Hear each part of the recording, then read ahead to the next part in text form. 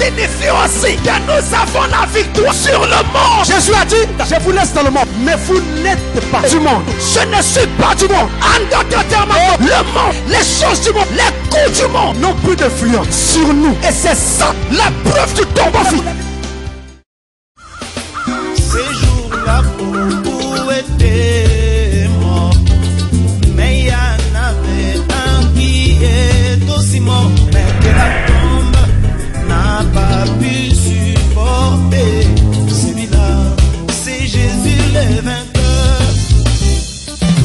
On les cherche partout, il n'était plus là, même dans la tombe, il n'était plus là.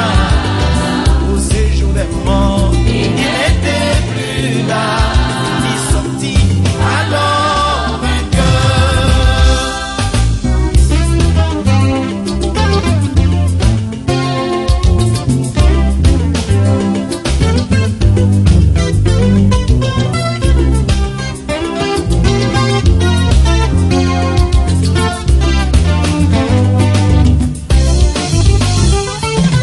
Moïse vaincu, la mer rouge, Josué vaincu, le Jourdain, Daniel vaincu, la fosse au lion, mais tout cela restait dans la tombe.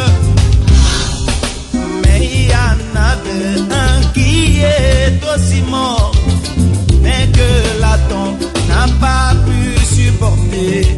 Celui-là, c'est Jésus le vainqueur. Et aujourd'hui, il est vivant. On les cherche partout, il n'était plus là. Même en enfer, il n'était plus là. Au séjour des morts, il n'était plus là. Il sortit alors vainqueur. Il n'était plus là. Même en enfer, il n'était plus là. Il n'était plus là. Il sortit alors vainqueur.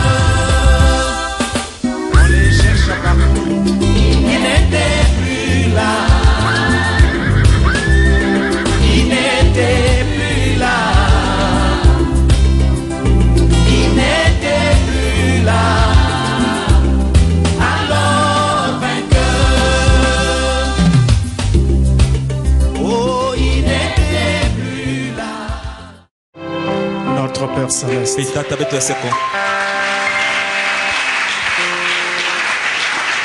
de tout notre cœur, nous te disons merci pour cette occasion qui nous est encore donnée d'écouter la parole qui nous prépare pour te rencontrer. Nous n'ignorons pas pourquoi nous venons à l'église. Et comme nous sommes arrivés par ton secours et ton soutien, nous prions, Seigneur, que par la grâce du Saint-Esprit, nous puissions tirer profit du rassemblement que tu as fait aujourd'hui. Bénis ta parole dans chacune de nos âmes. Nous croyons, Père bien-aimé, que quand nous sortirons d'ici, nous aurons la force que nous manquons, Seigneur. Pardonne toute imperfection et n'oublie pas d'assister ton peuple partout où ils peuvent être rassemblés. Dans le nom de Jésus-Christ. Amen. Amen.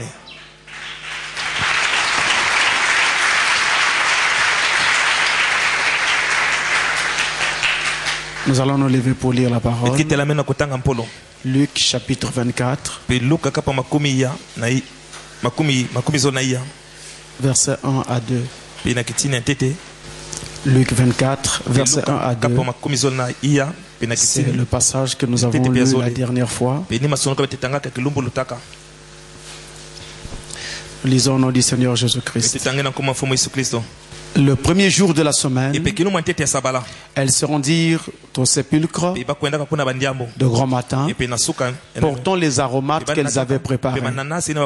Elles trouvèrent que la pierre avait été roulée devant le sépulcre. Et étant entrées, elles ne trouvèrent pas le corps du Seigneur Jésus. Amen. Que Dieu bénisse sa parole. Merci. Alors nous avons lu jusqu'au verset 3. Nous avons lu jusqu'au verset 3.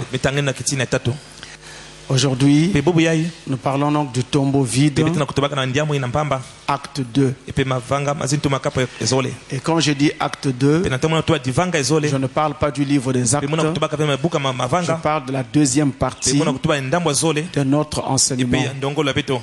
Et je disais que nous intitulons ces différentes parties actes, comme dans une pièce de théâtre, parce que c'est ainsi que nous voulons présenter cela comme une pièce de théâtre.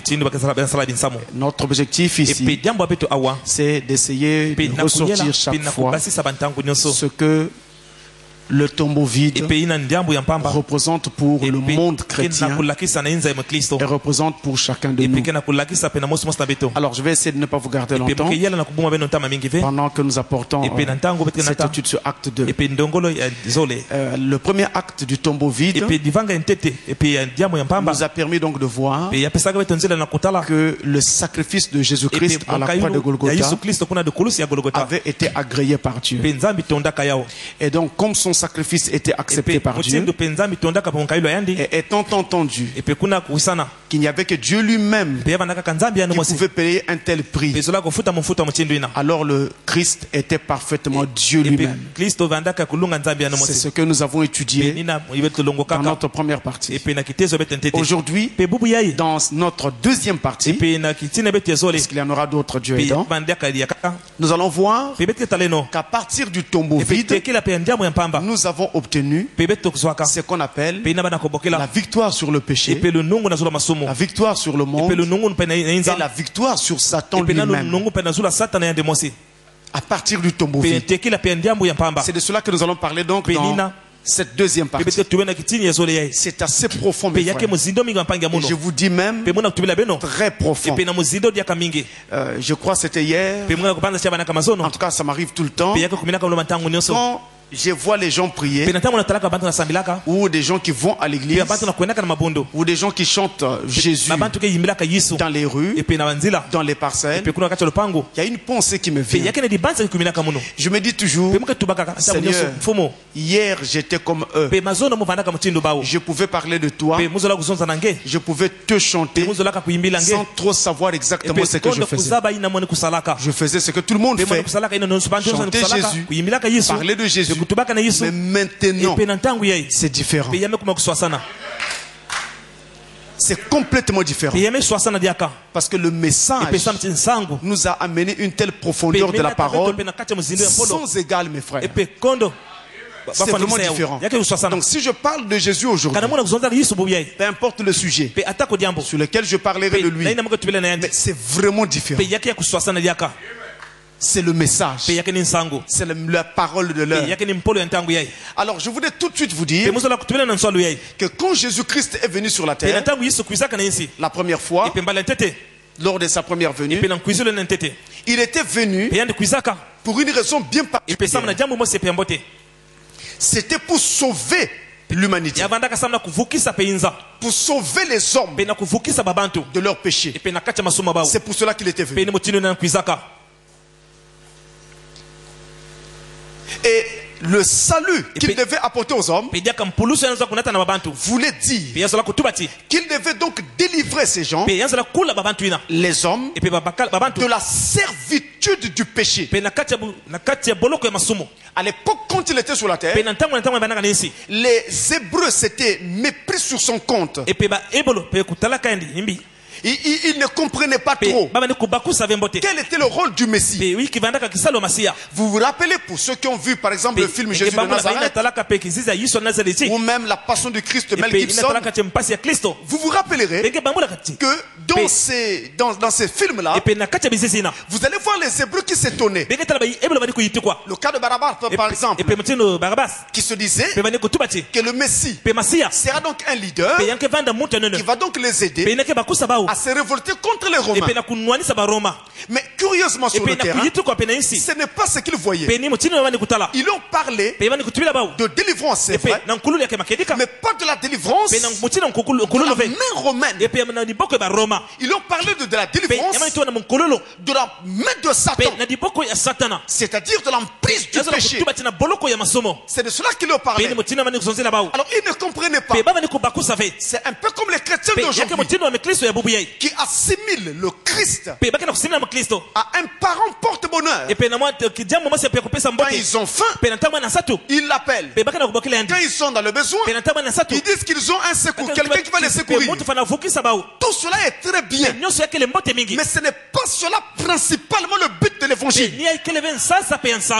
Jésus-Christ n'est pas quelqu'un qui est venu pour faire du social. Son but est un seul. Notre salut, notre délivrance. Et je dis bien notre délivrance. C'est pour cela qu'il était venu. Avant qu'il ne vienne, la race humaine tout entière était enfermée dans le péché. Et les ténèbres couvraient la terre entière. Et cela est venu à partir de la chute d'Adam. Quand Adam est tombé, eh bien, en tombant, Adam a précipité la race humaine entière dans le péché. Même ça, ça paraît un discours d'école du dimanche. Mais combien profond est cette déclaration?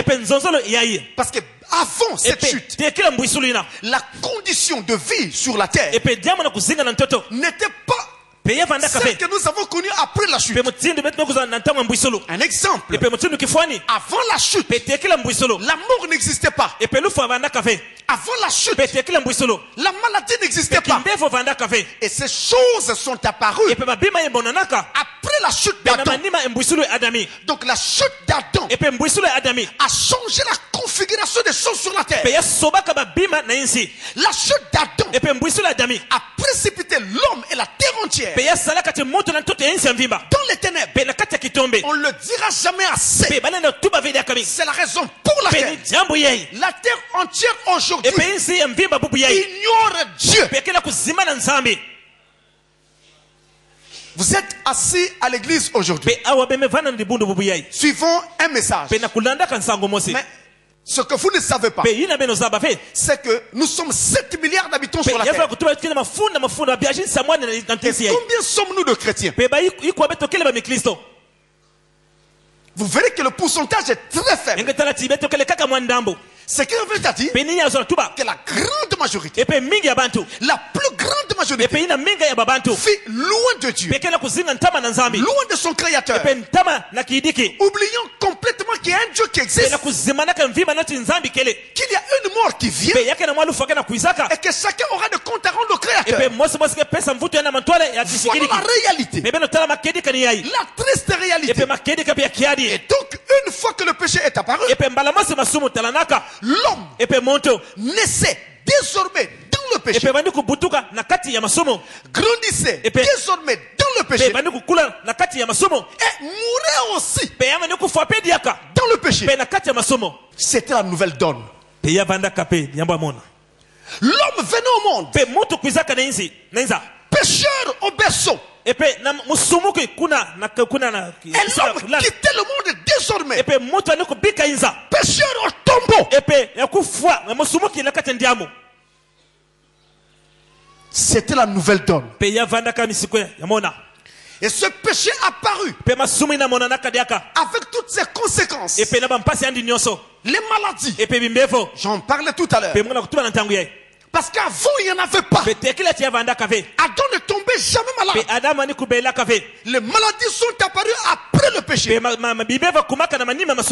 maladie, la peur est apparue après. Les angoisses, la tristesse, ces choses n'existaient pas avant. On ne trouvait pas Adam assis un jour quelque part la main sur la joue. Et va aussi apparaître la mort. Avec elle, les larmes. Tout cela est venu après le péché. Mais la chose la plus grave que le péché entraînant, c'est la rupture de la communion avec le Créateur. Avant le péché, le récit biblique dit que Dieu descendait chaque soir dans le jardin pour parler avec Adam. Mais lisez la Genèse. Après le péché, nous ne trouvons nulle part où Dieu descend encore pour parler à Adam. La rupture était faite et la rupture était consommée. Dieu ne descendait plus. La seule fois qu'il est descendu, c'est tout juste après le péché, pour faire rendre compte à Adam, en lui posant la question: Adam, pourquoi as-tu fait cela? Après cet événement, il n'est plus jamais descendu. Ça, c'est la chose la plus grave. Je dis bien la plus grave. La maladie n'est rien. Je peux mourir de maladie, mais être accepté par Dieu à la fin. Frère Branham dit, la manière dont un homme termine sa vie sur la terre ne compte pas devant Dieu. Vous pouvez quitter la terre par la maladie. Vous pouvez même quitter la terre par la folie. Mais ça ne change pas l'état de votre âme. La folie touche vos nerfs. La folie touche votre esprit. Mais la folie ne touche pas votre âme. La maladie touche ta chair. La tuberculose touche tes poumons. Amen. Amen. Mais la maladie ne touche pas ton âme. Il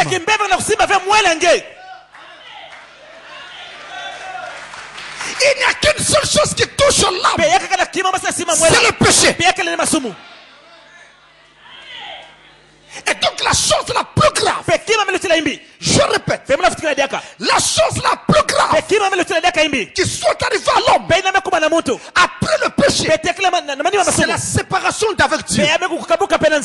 Et cette séparation s'appelle encore la mort spirituelle. Maintenant, écoutez-moi bien. C'est que je vais aborder maintenant est vraiment significatif. C'est en fait le cœur même de ce que je voulais vous dire. Parce que quand je parle du péché, c'est un mot que tout le monde a déjà entendu, mais sans trop voir en fait ce qui est réellement derrière. Écoutez-moi bien. Dans la prédication Apocalypse, je dis bien la prédication de Frère Branham, Apocalypse chapitre 4, troisième partie, le paragraphe 32, c'est la prédication. Apocalypse chapitre 4, troisième partie, le paragraphe 32, le prophète nous dit: le péché, c'est l'incrédulité. Notez cela. Le péché, c'est l'incrédulité. Le péché, ce n'est pas commettre adultère, fumer, danser et mal se conduire d'une manière ou d'une autre. Cela n'est pas le péché. Ce sont les attributs de l'incrédulité. Même si un homme ne boit pas, ne fume pas, ne fait pas ces choses, ne dit jamais de mauvaises paroles et garde tous les 10 commandements, il peut être malgré tout un grand pécheur complètement pourri. S'il nie quoi que ce soit de la puissance de Dieu, il est pécheur. Le mot péché signifie incrédulité.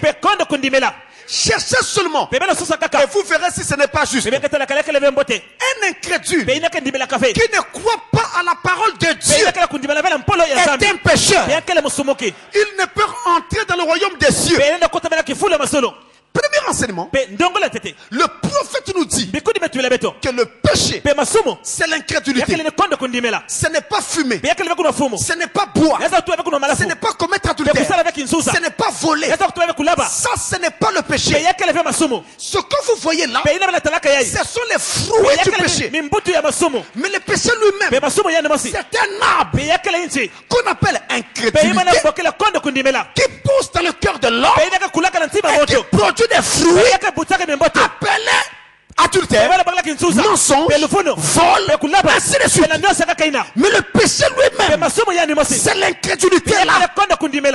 Si vous arrêtez de fumer, si vous arrêtez de voler, ça n'enlèvera pas le péché de votre vie. Vous serez toujours un pécheur. Un homme qui ne boit plus, mais qui passe devant un bar, sous un grand soleil, il voit un pécheur qui siffle une bière, et il pense au jour d'autrefois, ah, quand j'étais, je pouvais aussi. Cela revient à dire qu'il n'a pas là la possibilité d'aller boire encore, de peur que les gens ne le voient. Mais dans son cœur, il a encore le désir de boire. Ce qui revient à dire que le démon de la boisson est encore en lui. C'est ça toute la différence. Le péché, c'est l'incrédulité. C'est-à-dire le doute. Quand on rejette la parole, on ne la croit pas.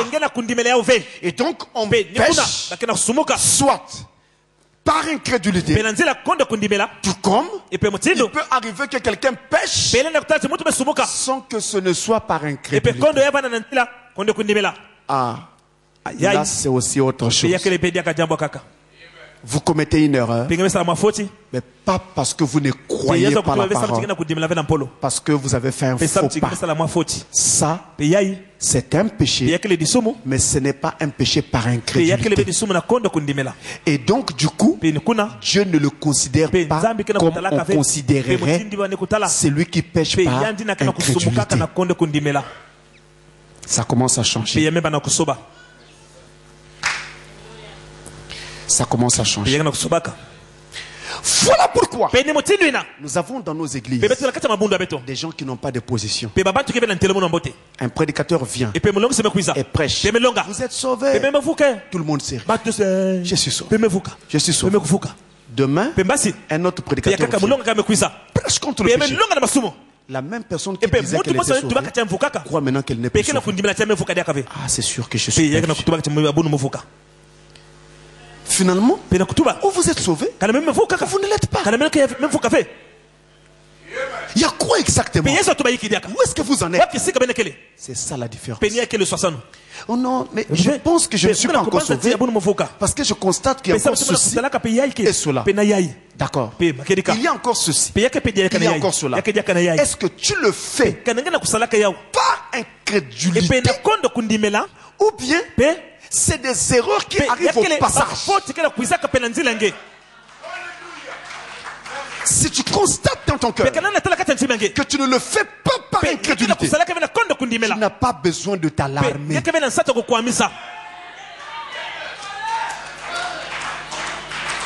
Je ne peux pas te sauver aujourd'hui et te perdre demain. Et d'ailleurs, si Dieu te sauve aujourd'hui et que demain tu commets une faute, il le savait avant même de te sauver. Il savait que tu feras cette faute-là, mais il t'a quand même sauvé aujourd'hui.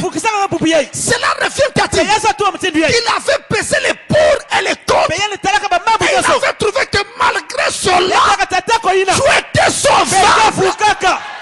Et il t'a sauvé. Est-ce que quelqu'un dit amen à cela?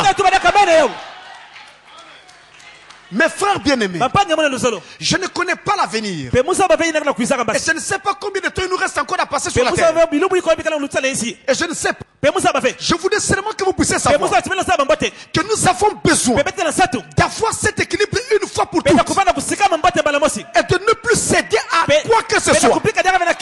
Ne cédez pas à la panique. La relation que vous avez avec Dieu doit être claire à partir d'aujourd'hui. Et cette relation ne dépend pas d'un homme, ne dépend même pas d'un prédicateur, mais ça dépend de Dieu seul. Ce qu'il a fait de toi, il l'a fait parce qu'il a voulu le faire. Personne n'est pas arrêté cela. Ce qu'il a fait de toi, il avait décidé de le faire avant la fondation du monde. Il l'a fait. Ne tremble pas. Ne bouge pas. Marche avec ce que Dieu t'a dit. Si je crois le message, c'est parce que Dieu m'a parlé au sujet de ce message. Amen. Si je suis chrétien, c'est parce que je sais ce que ça veut dire qu'être chrétien. Amen. Les gens pensent que nous prions parce que nous avons faim.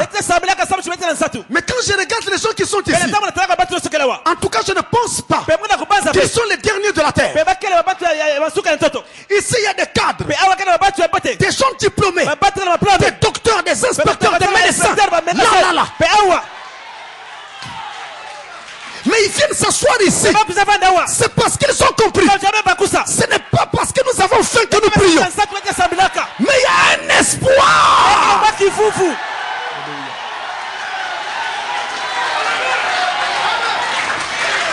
Il y a un espoir que nous faisons. Et cet espoir-là, rien sur la terre ne peut nous le donner. Il n'y a qu'un Jésus-Christ seul.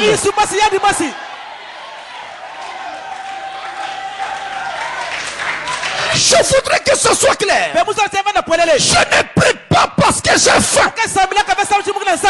Je ne prie pas parce que je suis africain. On pense que la prière c'est l'apanage des Africains. Non. C'est un problème de prédestination.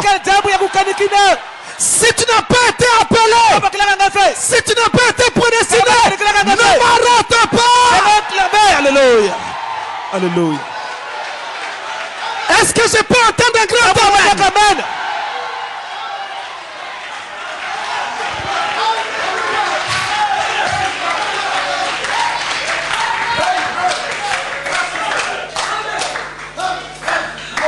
Nous sommes dans le tombeau vide. Acte 2. C'est une pièce de théâtre. Alléluia. Alléluia. Première chose, on vient de découvrir que le péché c'est l'incrédulité. Mais il y a une autre chose, plus forte encore, qu'on n'avait jamais découvert peut-être, ou sur laquelle on ne s'était jamais arrêté, concernant le péché. Écoutez, je prends toujours le prophète.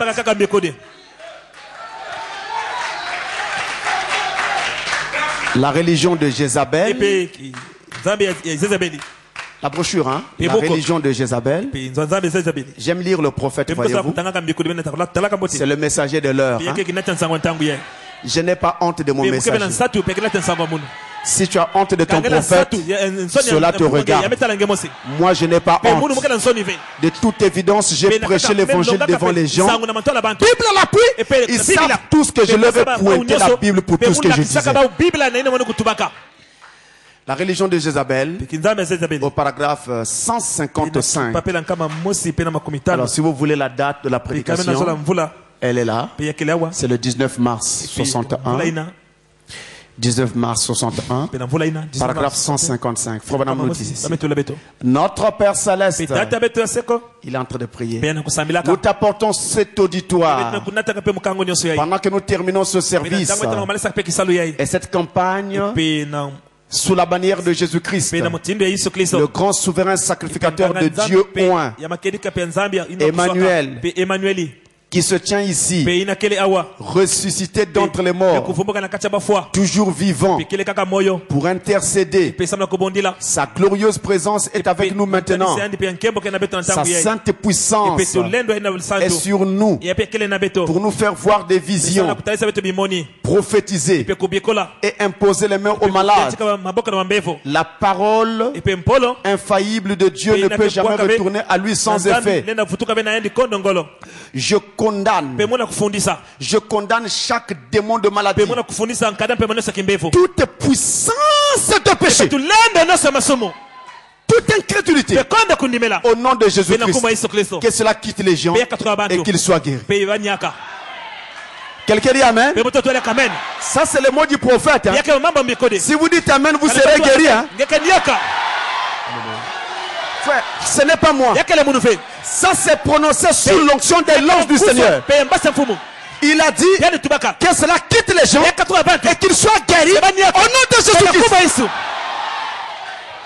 Si vous croyez cela et que vous dites amen, quelque chose doit se produire en vous. Maintenant regardez, c'est justement cette façon de parler de Frère Branham qui fait que certaines choses sont restées parfois sous silence pendant longtemps. Il dit, je condamne chaque démon de maladie, toute puissance de péché, toute puissance de péché. En d'autres termes, le péché, ce n'est pas seulement l'incrédulité, mais le péché est aussi une puissance.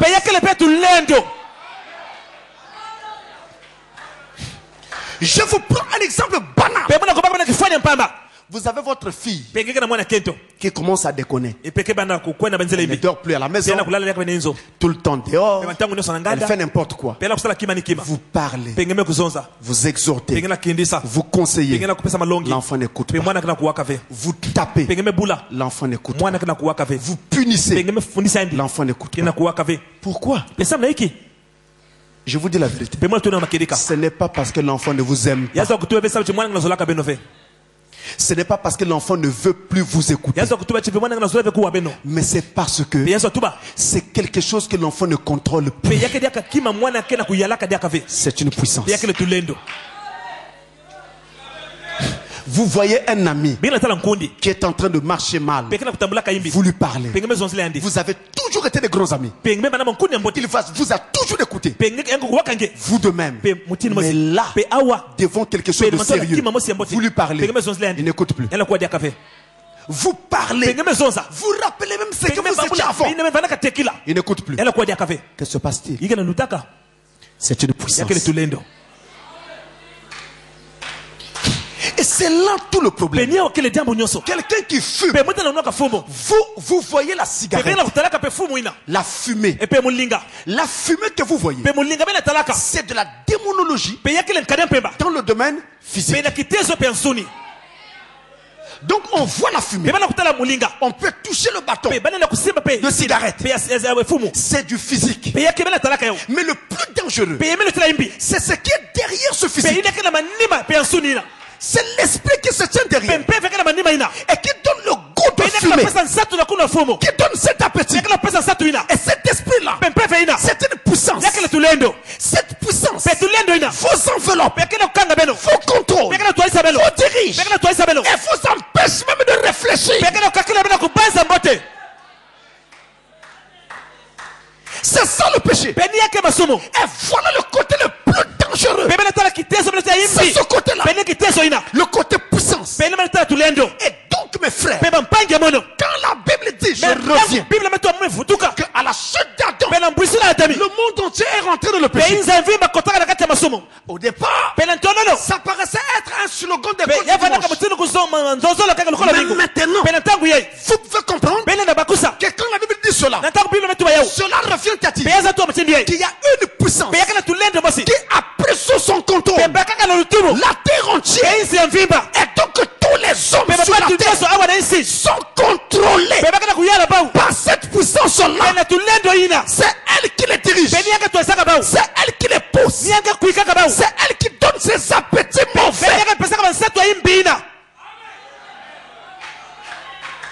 Et le véritable nom de cette puissance, c'est Satan le diable.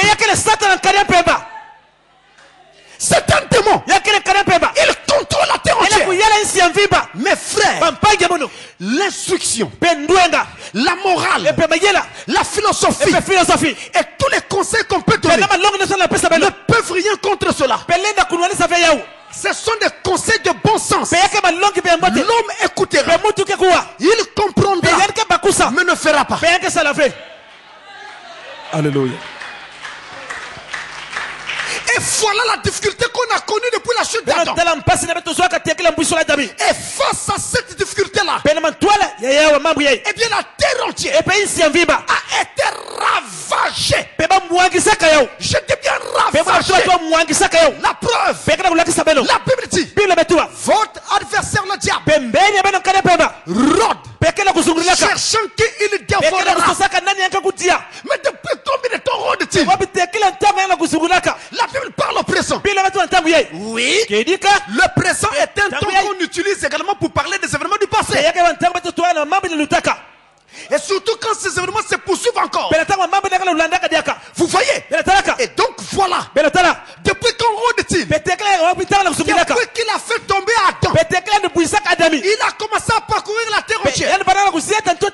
Continent après continent. Pays après pays. Ville après ville. Village après village. Dévorant, ravageant, saccageant au passage des âmes. Vous voyez quelqu'un qui est propre, un beau garçon, mais à l'intérieur, il est pourri. Pourri comment? C'est le diable qui a fait cela. Ne vous en faites pas. Le diable a même attaqué et abattu les plus saints d'entre nous. Les plus saints d'entre nous. Adam, le premier. Vous n'avez jamais vu Dieu en face. Vous le voyez en vision. C'est au ciel que vous le verrez en face. Pour le moment, pas encore. Mais ce n'est pas le cas d'Adam. Adam le voyait face à face. C'était le premier. Il n'y a pas de comparaison. La grâce qu'Adam a eue est exceptionnelle. Mais c'est aussi le premier à tomber. Et c'est d'ailleurs par lui qu'est venue la chute. Nous avons eu Moïse, le grand législateur, qui ne connaît pas que Moïse est un grand prophète. On va même dire le grand prophète de tous les temps. Parce que la renommée de Moïse a transcendé les siècles. En tout cas, siècle après siècle, on parle encore de lui. Moïse. Mais pourtant, vous ignorez que Moïse était préparé un témoin de colère. À cause de cela, il a frappé 2 fois le rocher. Dieu lui avait dit une fois. Il a frappé 2 fois. En disant aux Hébreux, est-ce de ce rocher que je vous sortirai de l'eau? Il s'est enorgueilli. Et c'est pour cela que Dieu n'a pas voulu qu'il entre en terre promise. Le même Moïse a donné la loi aux Hébreux. Chaque Israélite doit se marier avec une femme israélite pour éviter la corruption de la foi. Mais lui-même a épousé une Éthiopienne. Et cela a causé les moqueries de sa soeur Myriam. Pourquoi Myriam se moquerait-elle de Moïse si tout était en ordre? Même si après Dieu l'a protégé en disant Myriam, attention, ça c'est mon prophète, je parle avec lui de bouche à oreille, attention. Mais entre temps, il y avait quand même une faute. Moïse, nous avons eu Abraham. Amen. Un homme, on aurait presque pu dire qu'il était parfait. Mais Abraham adorait les idoles. Avant que Dieu ne le rencontre, il adorait les idoles avec son père. Quand ils étaient au pays de Our, avant qu'ils ne sortent. Maintenant, après même qu'ils soient sortis, vous vous rappelez que quand il a vu sa vie en danger, à cause de la beauté de Sarah, il a menti. Il dit à Sarah, dis à ces gens-là que tu es ma soeur. Parce que si tu dis que tu es ma femme, comme tu es belle, on me tuera et on te prendra. Il a menti.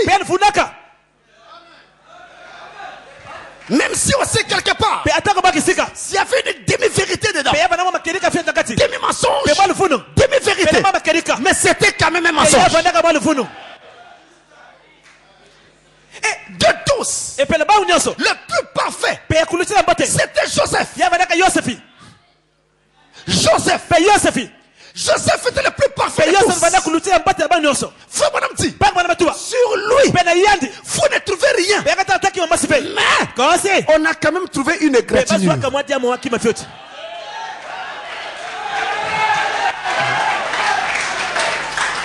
Lorsque ses frères venaient s'installer en Égypte, il leur a dit, quand Pharaon vous posera la question, quelle est votre occupation? Ne dites pas que vous êtes des bergers, parce que les bergers sont en abomination aux Égyptiens. Dites seulement que vous êtes des éleveurs.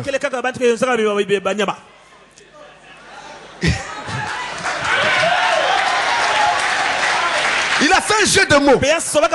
Vous voyez, c'est pourquoi on ne peut pas trop dire que c'est mal. On ne peut pas aussi trop dire que c'est bien. Parce qu'il a juste changé le mot. Berger, éleveur. Vous voyez, il a seulement fait un jeu de mots. C'est pourquoi on appelle ça une égratignure. Sinon, Joseph aurait été parfait sur toute la ligne. C'était donc très bien. Mais malgré tout, chez lui, on a vu cette égratignure. Que direz-vous de Branham? On ne peut même pas parler. On ne peut même pas parler. Même s'il n'a pas touché à l'alcool dans sa vie. Il n'a pas touché à la cigarette. Mais Branham était déjà parti prendre les seaux d'eau qui aidait son père à fabriquer du whisky. C'est lui qui transportait les seaux.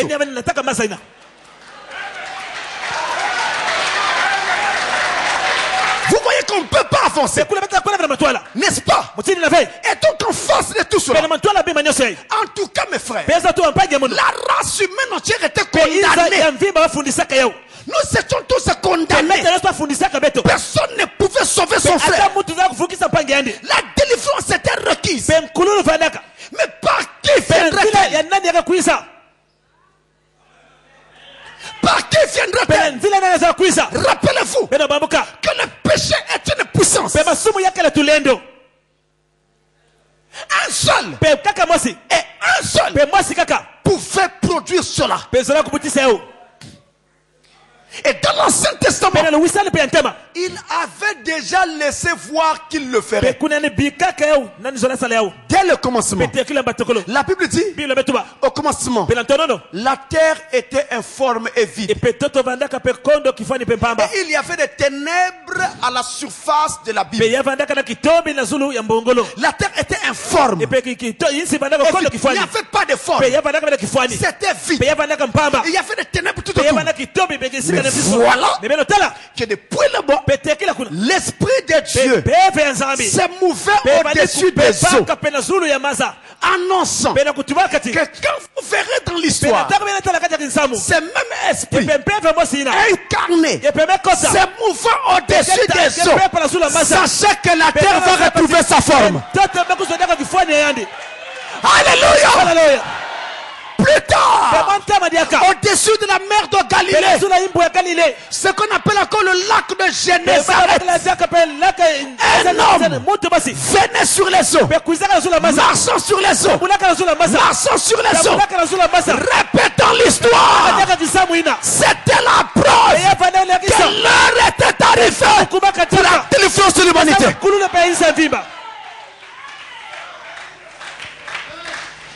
Et quand quand cet homme vint, vous connaissez l'histoire.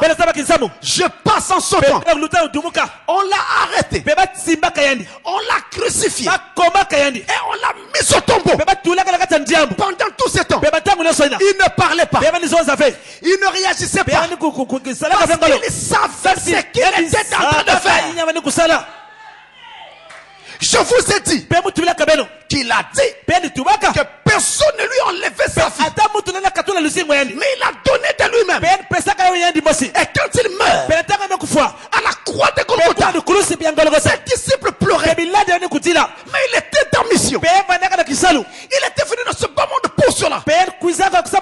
3 jours après, il n'y a pas eu assez de terre dans le tombeau pour leur retenir la tête. 3 jours après, il n'y a pas eu assez de démons en enfer pour le clouer dans le tombeau. 3 jours après, le voilà qui sort du tombeau. Et quand il sort du tombeau, cela revient à dire que le prix venait d'être payé.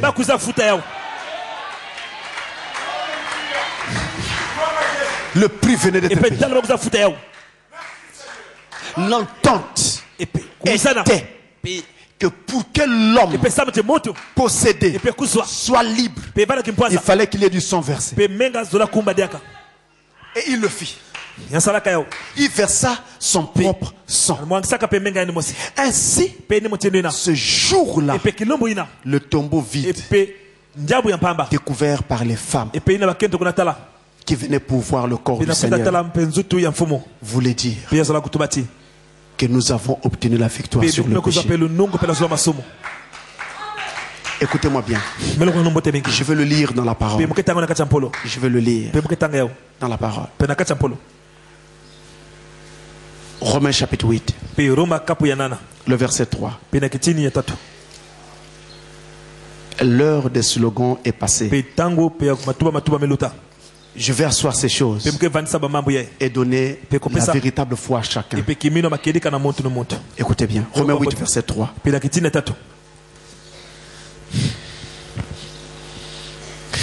Car chose impossible à la loi, parce que la chair la rendait sans force, Dieu a condamné le péché dans la chair en envoyant à cause du péché son propre fils dans une chair semblable à celle du péché. Il a condamné le péché dans la chair. Qu'est-ce qui s'est-il passé? Quand Jésus est venu sur la terre et que le diable s'est rendu compte que c'était lui le fils de Dieu, il a fait décider d'en finir avec lui, comme il avait fait avec les prophètes autrefois. Et donc à la croix de Golgotha, quand il essaie de tuer Jésus, il plante sur lui l'aiguillon. Et la Bible déclare que le gouillon de la mort, c'est le péché. Et à la croix, Jésus a dit qu'il a pris notre place. Il est devenu péché à notre place. C'est-à-dire qu'il a pris notre péché sur lui. Mais ce n'est pas tout. Il est aussi dit qu'il devint pécheur à la croix. C'est-à-dire qu'il a pris ta place à la croix de Golgotha. Il a payé le prix. Si le diable te dit qu'il n'y a plus d'espoir pour toi parce que tu as fait des choses abominables, très abominables, réponds à Satan. Tu as raison, parce que moi je n'ai pas de force, mais je ne compte pas sur mes forces, je ne compte pas sur mes mérites, je compte sur la croix de Golgotha. Mes frères, il n'y a pas un péché qui soit trop grand devant Dieu. Dieu ne te pardonne pas. À la croix de Golgotha, il a cloué le péché là. Et quand il est mort, Amen. Le poète a dit, en vivant, il m'a aimé. Amoureux, il m'a sauvé. Amen. Enseveli, il a amené mes péchés au loin. En ressuscitant, Alléluia. Il m'a justifié pour toujours. Un jour il reviendra pour me chercher.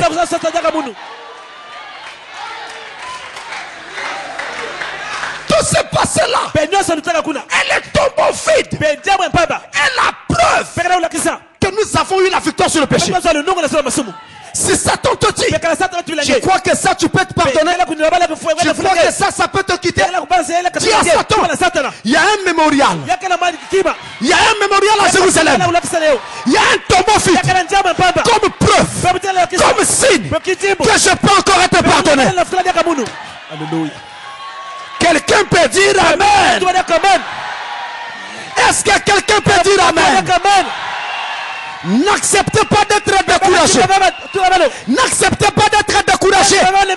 Même si ce matin tu es venu ici comme pécheur, tu vas ressortir d'ici comme un saint. Si quelqu'un le croit, qu'il dise Amen.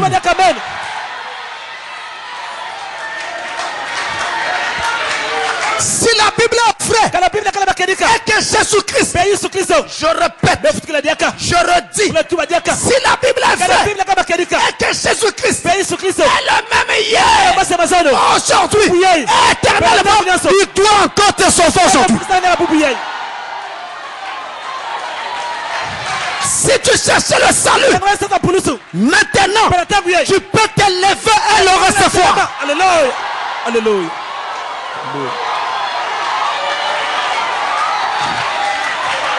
Je prêche un Dieu qui sauve encore.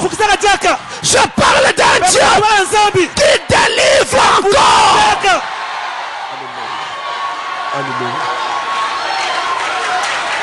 Je sais que le péché, ce n'est pas fumer, ce n'est pas boire, ce n'est pas commettre adultère, mais c'est une puissance qui vous garde dans ces choses-là. Mais savez-vous que la puissance qui travaille avec nous est plus grande, est plus forte que celle du péché.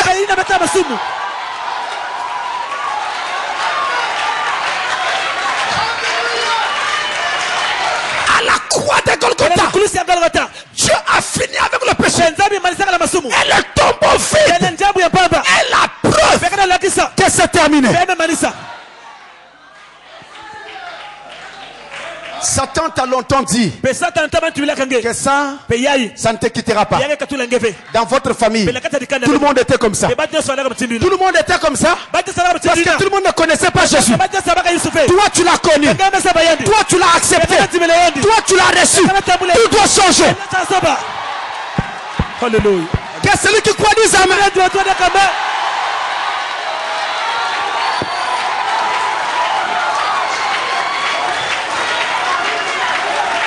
Même si tout le monde était comme ça, mais toi tu ne seras pas comme ça. Tu es une fille de Dieu. Tu es un fils de Dieu. Prédestiné.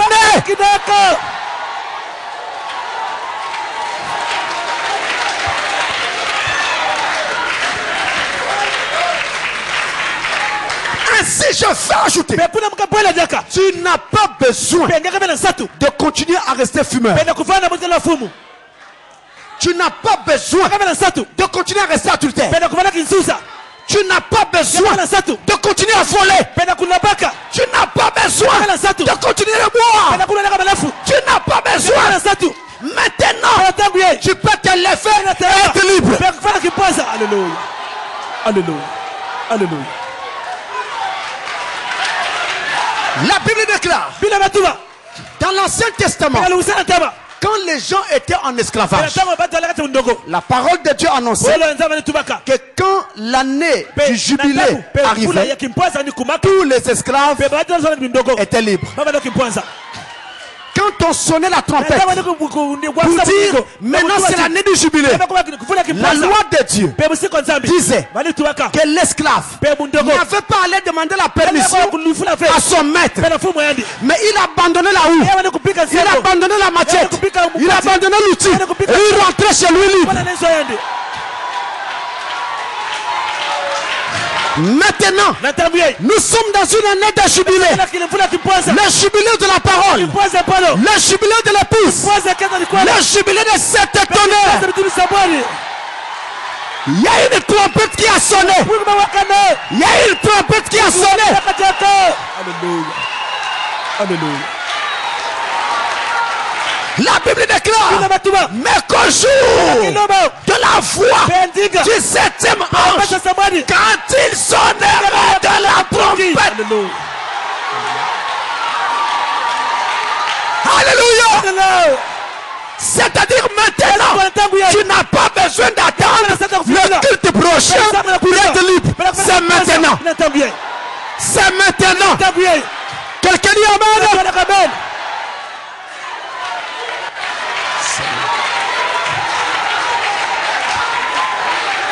Là où vous êtes là, vous devez dire à Satan, je refuse d'être ton esclave. Je refuse l'adultère.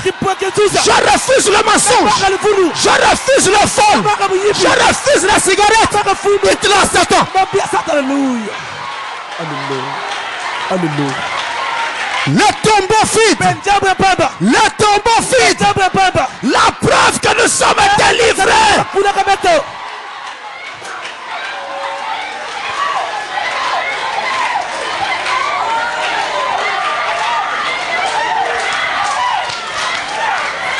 Alléluia. Il y a des démons qui sont en train de sortir des gens. Il y a des démons qui sortent partout là. Il y a des démons qui sont en train de partir. Alléluia. Alléluia.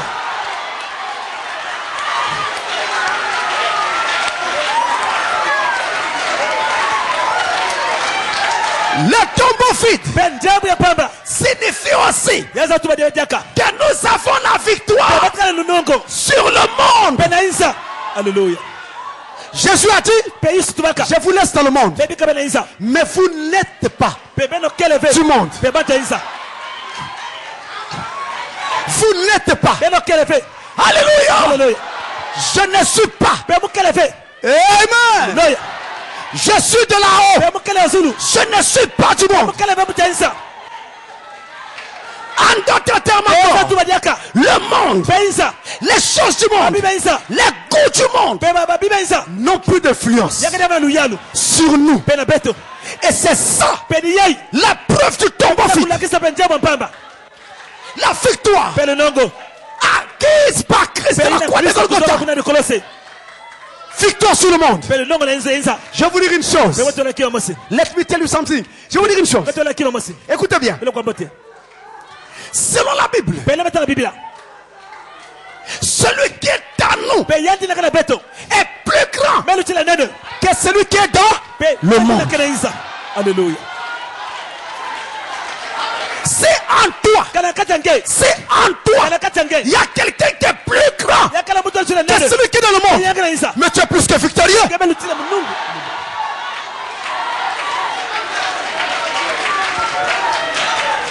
C'est une vérité indéniable, incontestable et incontournable. Satan le sait, mais Satan n'a jamais voulu que vous le sachiez. Mais c'est trop tard. Les 7 tonnerres sont révélés. Maintenant vous le savez. C'est aussi la raison pour laquelle je crois que vous allez être enlevé. Pourquoi je crois ça? Parce que Dieu a vaincu le monde. Et maintenant il nous donne cette victoire.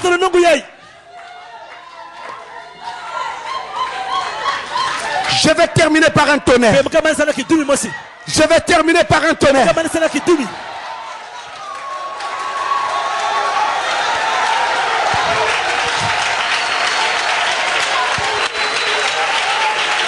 Je vais terminer par un tonnerre. Tant pis pour le diable. Tant pis pour les non prédestinés. Je parle aux élus. Je parle à l'épouse. Je parle aux prédestinés. C'est le jubilé de l'épouse à présent. Amen. Vous avez raison de vous réjouir. Parce que même au ciel, il y a la fête pendant que je parle là.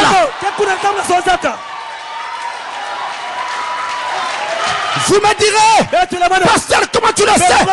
Mais je le vois dans vos cœurs. Jésus habite vos cœurs. Alléluia. Je termine par un tonnerre. Vous vous asseoir un instant pour suivre ce tonnerre. Je ne veux pas que quelqu'un manque cela. Parce que c'est vraiment un fait. Et une réalité. Le tombeau vide.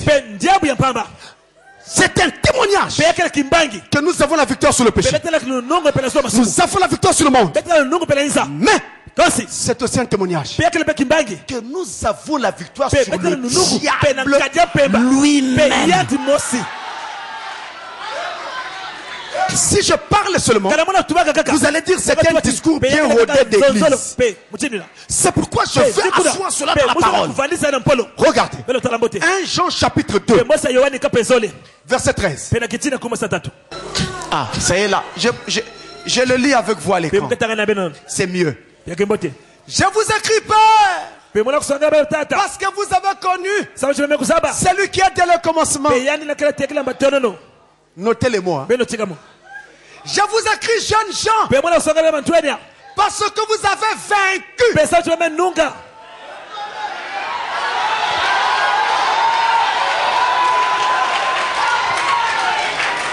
Qui a vaincu le malin? Ce ne sont pas les pères. C'est qui? Les jeunes gens. Alléluia. J'ai envie de sauter. Mais il faut que je reste encore là. Alléluia. Jeunes gens, c'est des enfants. Ce ne sont pas les pères. Je vous écris, jeunes gens, parce que vous avez vaincu le malin. Je vous ai écrit, petits enfants, parce que vous avez connu le Père.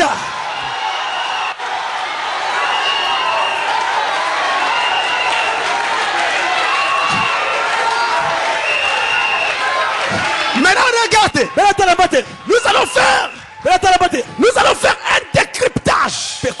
Alléluia. Nous allons faire un décryptage de ce texte. Là-bas, là-haut, on parle des pères. Ensuite, on parle des enfants. Maintenant remarquez, dans Malachie 4, ici il est écrit,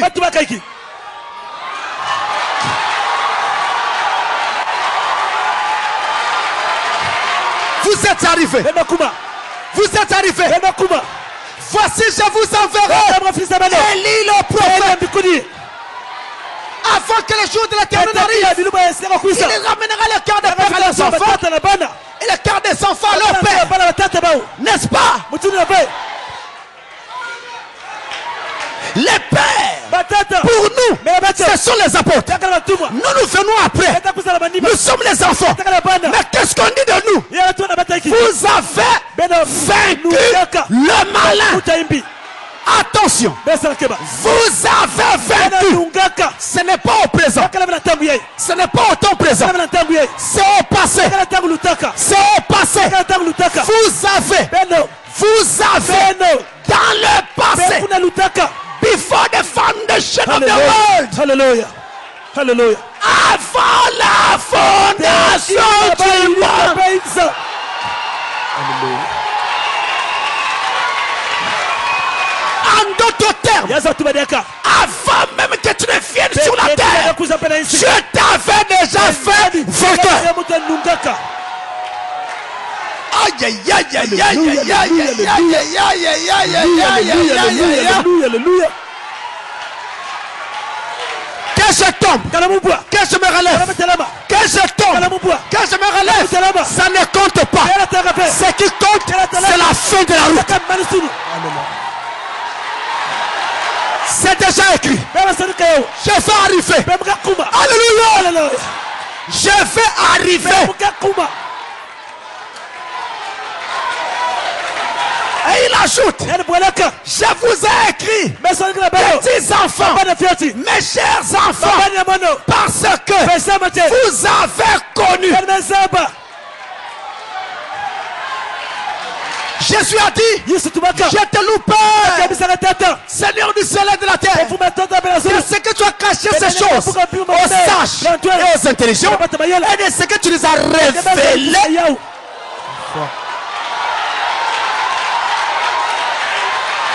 Les 7 tonnerres. Les 7 tonnerres. C'est ça la révélation qui nous a montré le Père. Je suis vainqueur parce que j'ai connu le Père. Alléluia.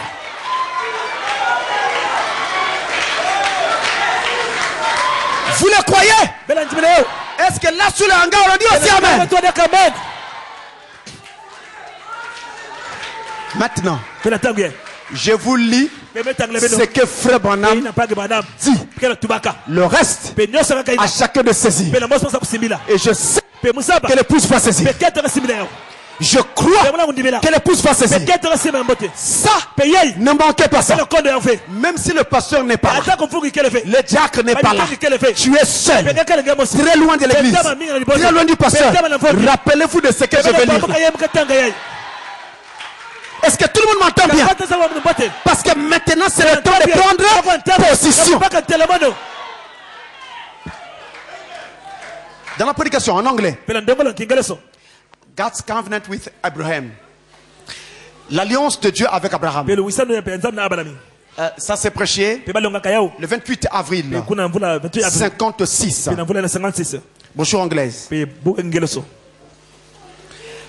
Paragraphe 34 de la brochure anglaise. Paragraphe 34.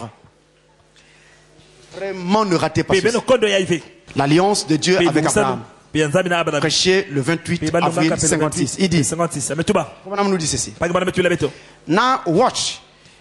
Jesus could have used his power. Maintenant, regardez.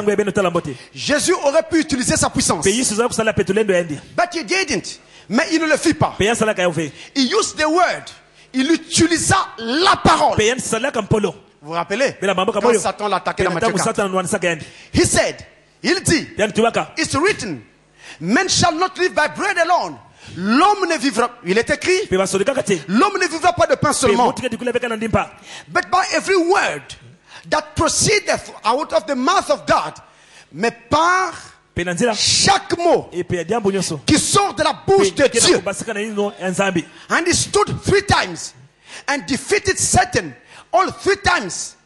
Et il résista 3 fois. Et défie Satan les 3 fois. And 3 is the confirmation of a witness. Et 3 est la confirmation du témoignage.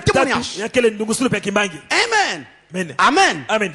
He defeated Satan on his own ground. Il défie ou bâtit Satan sur son propre terrain. With the word of God. Avec la parole de Dieu. Maintenant notez ceci. And the weakest Christian here tonight can defeat Satan anywhere. Et le plus faible chrétien ici ce soir peut battre Satan n'importe où. Any place, n'importe où, à n'importe quel endroit, anytime, n'importe quand, under any conditions, sous n'importe quelle condition, with thus saith the Lord, avec ainsi dit le Seigneur. That's right. C'est correct. You just believe it. Croyez-le seulement. God said so. Dieu l'a dit. How do you know? Comment le sais-tu? God said so. Dieu l'a dit. Amen. Amen. What if? Mais si il n'y a pas de sécurité. C'est ce qu'il dit. Il a même coupé.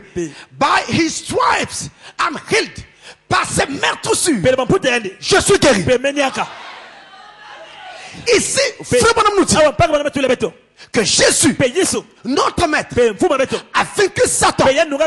Quand Satan l'a tenté dans Matthieu 4, il dit maintenant, n'importe quel chrétien, le plus faible chrétien du monde, peut vaincre Satan.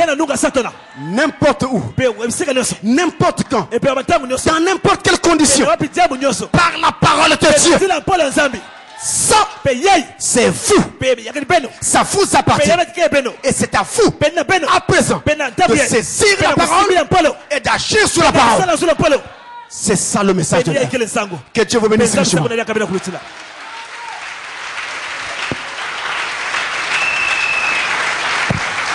Le tombeau vide. Acte 2.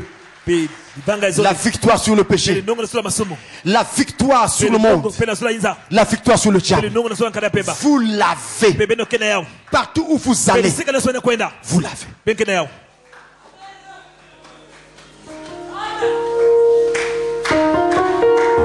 Tenez ferme. Ne relâchez pas. Peu importe ce qui vient et ce qui va. Tenez ferme. Peu importe les découragements de Satan. Tenez ferme. Tenez ferme.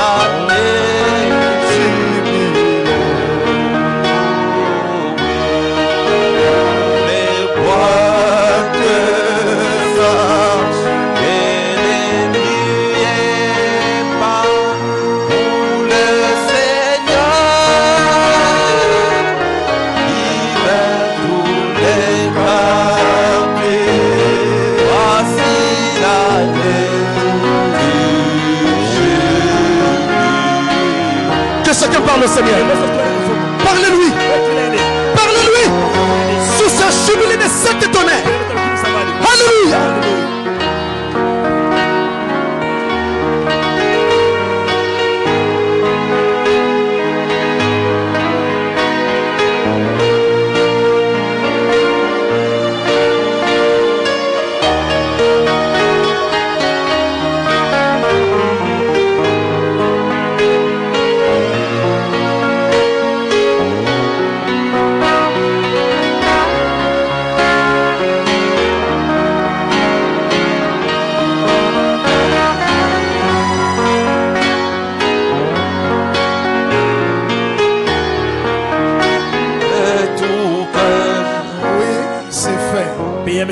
Dieu d'Abraham, Dieu d'Isaac, toi le Seigneur de gloire, toi qui nous gardes et nous protèges, toi qui es tout pour nous. Ce matin, sans l'ombre du doute, ta présence s'est manifestée et tu as confirmé ta parole.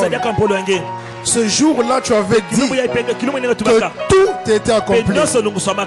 Donc ce matin, je crois qu'à l'intérieur de moi, à l'intérieur de mon frère, à l'intérieur de ma soeur, tu nous as donné déjà la victoire sur le péché, sur Satan et sur le monde. Et que plus rien ne peut nous séparer. Tu es tellement bon. Nous te disons merci pour cette parole. À l'aise que Satan ne puisse plus jamais l'arracher, nous distraire, que cela s'implante dans nos vies, afin que partout et en tout lieu, tu as dit que nous pouvons vaincre Satan, même sur son propre terrain. Et nous disons Amen à cette parole, parce que c'est la parole éternelle. Alors bénis le vase que tu as utilisé ce matin, et bénis chaque brebis de cette église. À toi la gloire, à toi l'honneur, au nom de celui qui a parlé ce matin, qui a donné la vie, Jésus-Christ, que nous avons prié ainsi. Amen. Amen.